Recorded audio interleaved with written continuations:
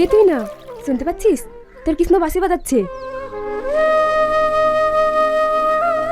দেখ দেখ, কৃষ্ণের বাঁশি সুর শুনে রাধা কেমন ছটফট করছে।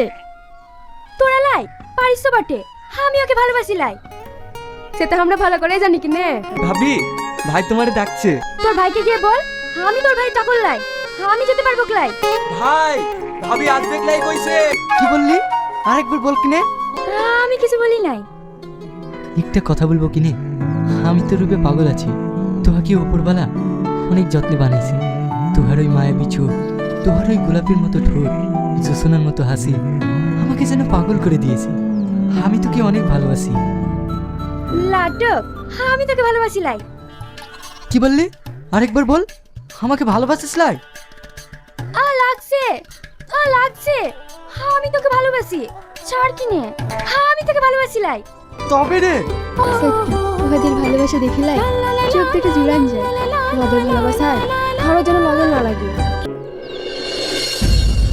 মাসি, জমিদার বাবু তোমাকে ডেকে পাঠিয়েছে। কেন হ্যাঁ রে, কি হয়েছে? জমিদারের ছেলেকে সাপে কেটেছে, তাই তোমাকে তলব করেছে। ঠিক আছে, তুই যা, আমি আসছি। তোকে যেতে হবে ক্লেমা, আমি যাচ্ছি। তুই এখন বুড়ি হয়ে গেছি, আরাম কর। লাই লাই, তোকে যেতে হবে লাই, আমি যাচ্ছি। আরে মা, তুই বুঝছিস লাই কেন? তোর ছেলে বেদিনের সর্দার আছে বটে, আমায় নিয়ে ভয় পাস না, আমি যাচ্ছি।